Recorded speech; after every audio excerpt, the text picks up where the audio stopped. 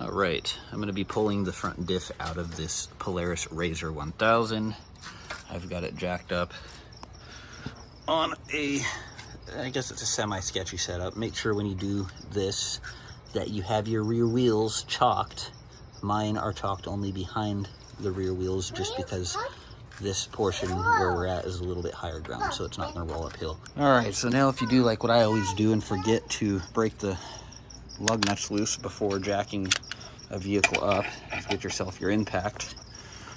In my case, this is a 3/4 inch.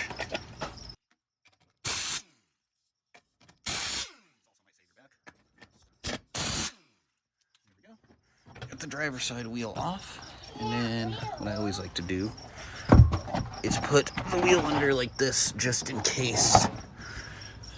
Well, I do that with cars and trucks anyways. So I'm gonna go over to the other wheel.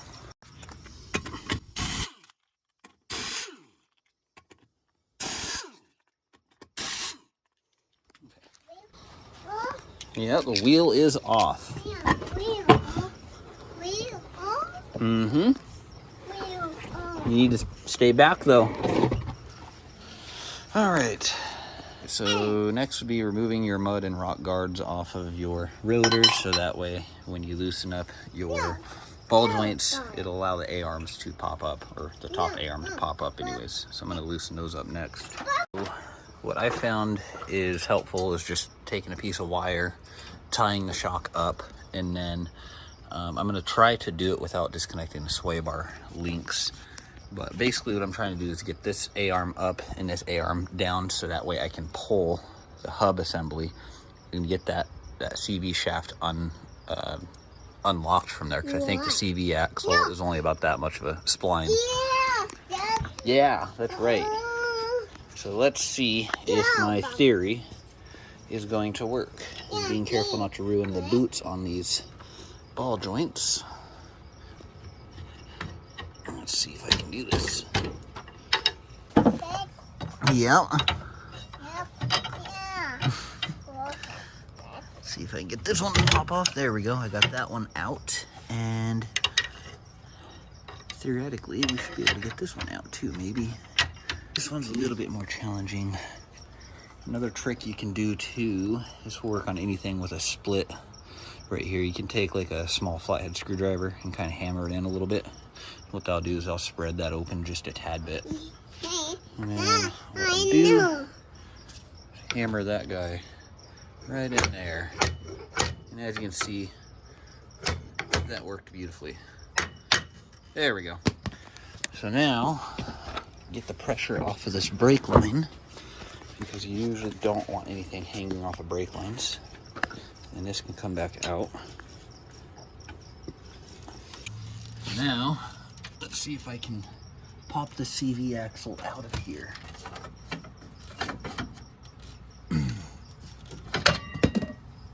Okay. Now, what I did to get this freed up is, as you can see, this has kind of a chisel shape on the end of it. It's just a regular old nail puller, and I just put it in here and hammered it in until I got the CV axle to loosen. Now, I should be able to pop that guy out of there. Let's see if I can pull it out now like this. There we go. So basically what you're fighting when you're trying to get that out is this circlip, or a C-clip, circlip, whatever you want to call it, mixed with all this rust that's on here. And before you put it back in, it's good to just wire brush all this, and then get a little wire brush, and like a toothbrush looking one, but a steel one, and get all the rust out of there, and put some anti-seize on there and put it back in. You can even get away with just using like some marine grease, and then it'll slide back in, and hopefully we'll keep the water out. But yeah, I should have grabbed some side cuts, but this works. There we go. Yes, I do know I'm not supposed to use a regular socket for impact. It will work just fine for what I am doing. If I can get that out of there, that'd be great. Oh, there we go. That was a lot harder than what it looked. to try to fish the screwdriver behind there. Okay. Fun part of getting the steering knuckle and stuff disconnected. So what I do to try to get these kind of bolts loose on like your tie rods and stuff, to keep the tie rod stud and ball from spinning inside of its cup right here, is I will, once I break it loose, I will try to hold down as hard as I can, and usually that always works out.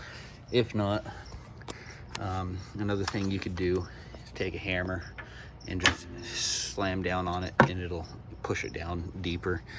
Nut on. If it's a castle nut, your best bet is to put it on backwards. There we go.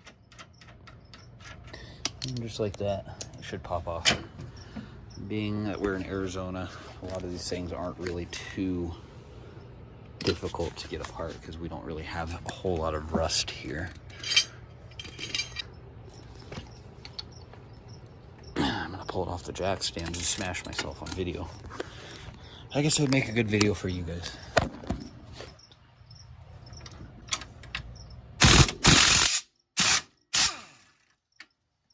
was a little easier.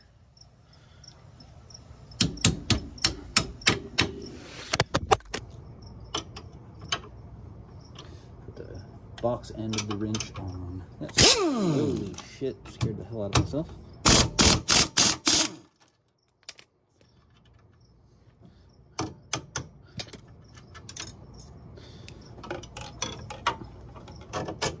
Here we go. Take a screwdriver, hammer it in there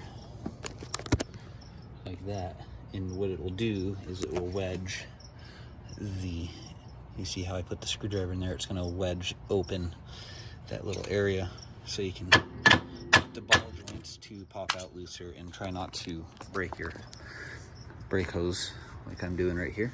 So as you can see, I even was, oh, well, now it wants to come off. And then wherever I put my wires, these are just those welding, aluminum welding wire that you can get at Harbor Freight. Oh, oh boy. Oh, my back is not too thrilled about this. This thing ain't heavy, but when you have back issues, it is fucking heavy. So you can see what I'm doing here is just tie wiring the spindle and brake caliper and rotor and everything up out of the way. And the reason I pull the shock off just at the lower is so that way I can get the A-arm out of the way, so I can get a straight shot when pulling on the CV axle. But I have to replace that nut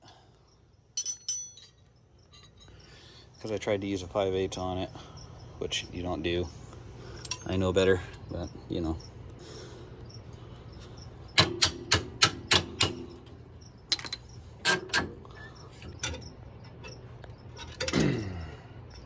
There we go. Okay.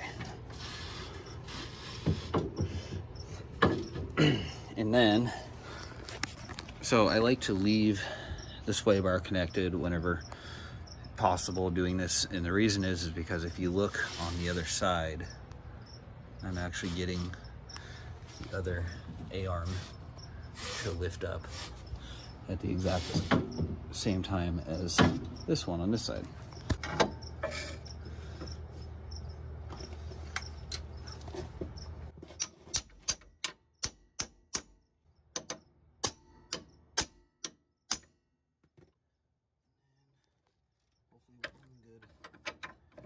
Hit to the side and it'll pop out. There we go.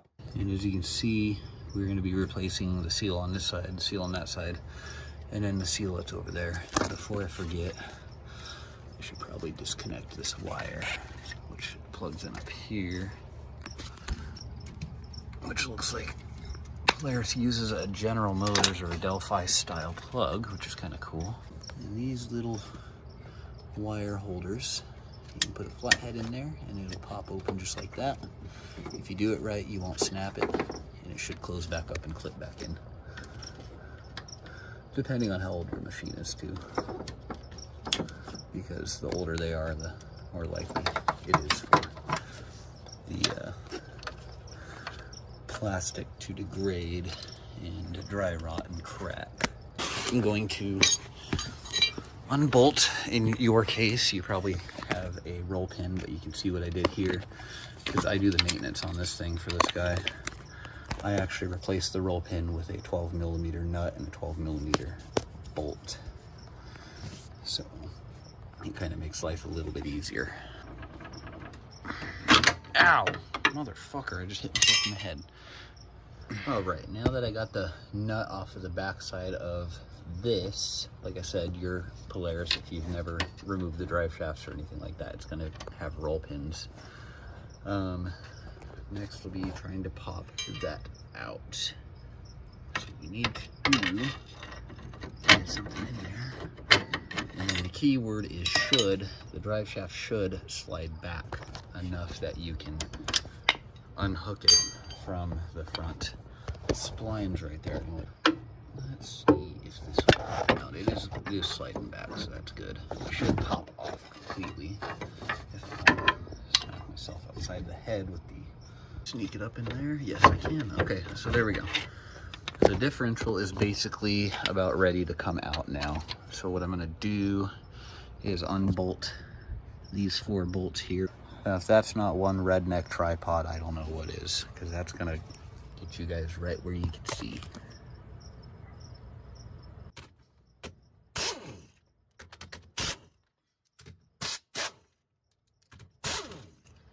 And the differential is loose, and hopefully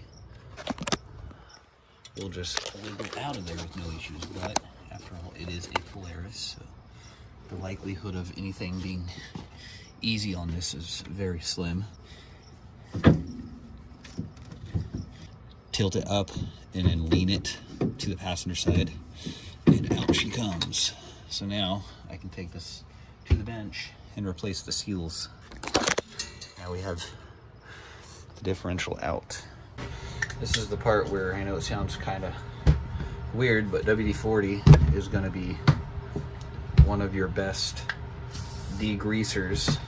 The reasoning for that is probably just because it's petroleum based and it rehydrates the old grease and crap and gunk that's in here.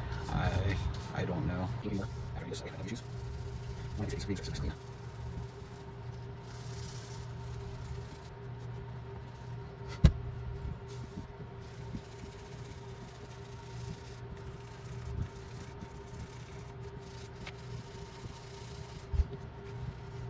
So I am going to open this up and just see what's inside, so that way I can maybe even possibly take this all apart, disassemble it, and clean it really good with Dawn dish soap and hot water in the sink, and then I'll have no issues putting it together, of course, after that. So I'm gonna take this front piece off real fast.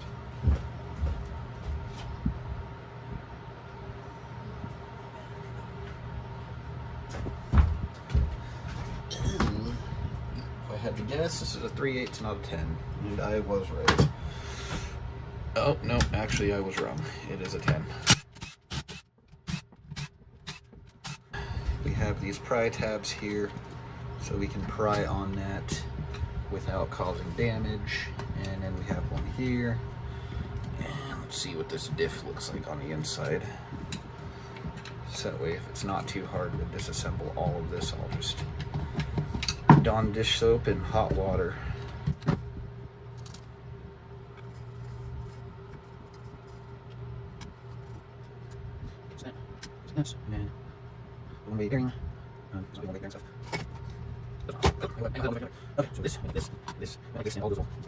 Now that I got all these parts clean, I'm going to knock all these old seals out of here real fast.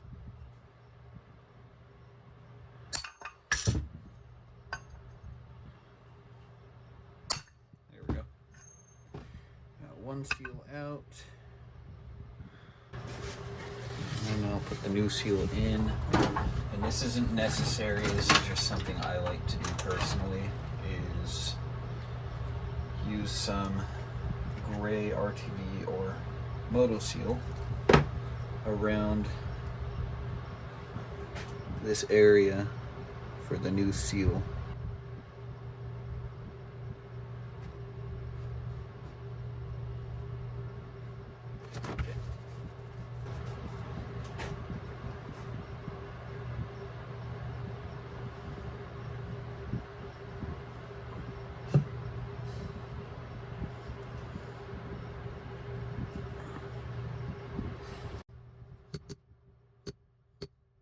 There's two reasons I like to put the Moto Seal around the outside of the seal. Is mainly one, so it slides in easier, and two, it'll also stop any kind of seepage.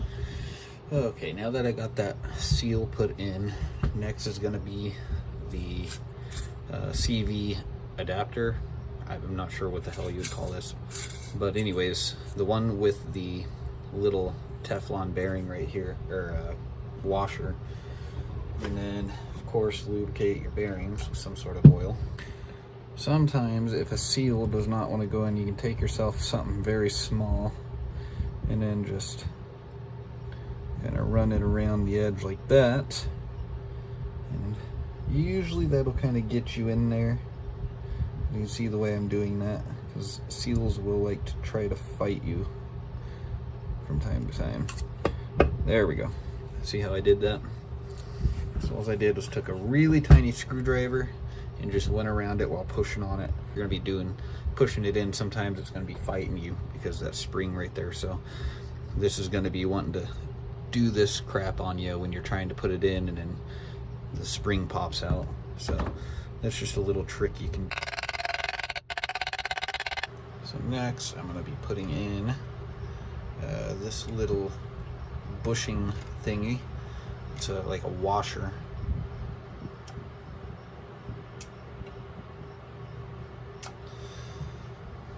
That'll go in like that. Before I get too far, coat that with some oil. There we go. That feels pretty nice. Okay, so moving on to the assembly of the locking mechanism. So put the spring in like that, and then you're gonna have this plastic piece, and you're gonna see a little pin on there like that. And you will make sure to get that pin aligned with that pin over there.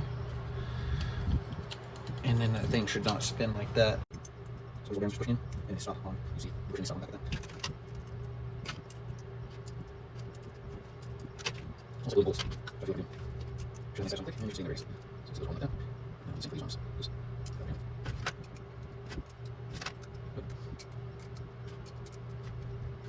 this is an important step right here. Is for one, make sure your sprag cage is pointed with these little indents facing upwards at you, because they need to align with the armature right here. These little indents to align with the center of these right here. So put it in like that. See how those are aligning with this part? Because if you put this in and you're not paying attention, what can happen is when you go to put the sprag on, or the armature on top of the sprag, it might be like this. You don't want that. You want it to fall in. Like, there's a little nub right there.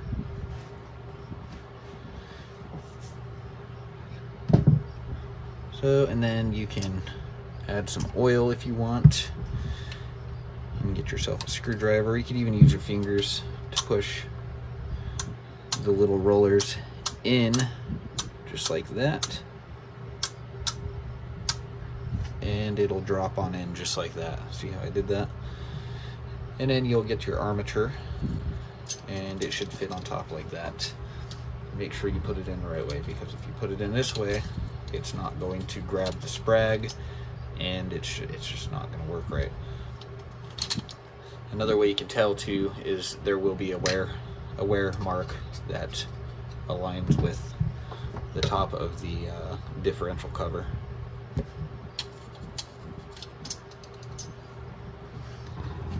Oop. So now that I've got that in like that, I can go ahead on this side, do the same thing. It's kind of satisfying to push these in. But see, what I'm doing here is just pushing the bearings in like that. And then I will push this other piece in here. I'm not sure what the hell these would be even called. Some sort of hub assembly. But you'll see it's kind of, it wants to push back out. That's perfectly normal. All that is because there's an airtight seal between the both shaft adapters, I guess. I'm not even sure, once again, what the hell to call these. But that's perfectly normal. And then once you got your new O-ring on there, lubricate that with a little bit of oil so that way it slips in nicely. So now we install the cover. And then this is the part where I like to use a tiny little screwdriver or something to help the seal, the lip of the seal. You can even get away with doing this too. But just go like this. A small pick or something usually will work just fine. There we go. Now, put these bolts in and torque it down.